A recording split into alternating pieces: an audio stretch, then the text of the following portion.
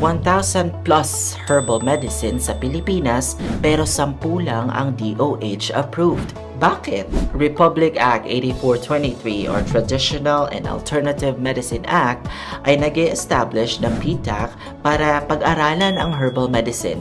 Pero sa dami ng plants, 10 lang ang clinically proven safe at effective. Kasi hindi po lahat ng natural ay safe.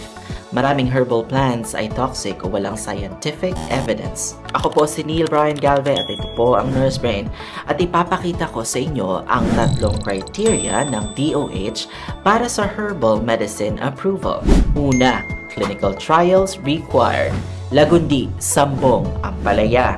Lahat yan ay dumaan sa rigorous testing, safety profile, dosage, efficacy, lahat documented. Pero mas strict pa yung quality control.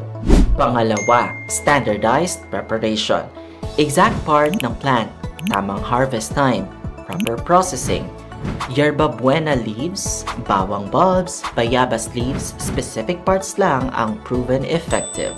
Pero yung pinaka-important na safety measure, pangatlo, contraindications identified.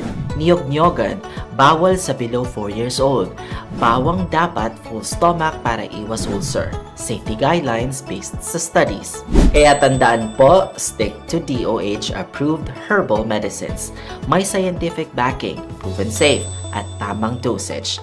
Huwag mag-experiment sa unproven herbs.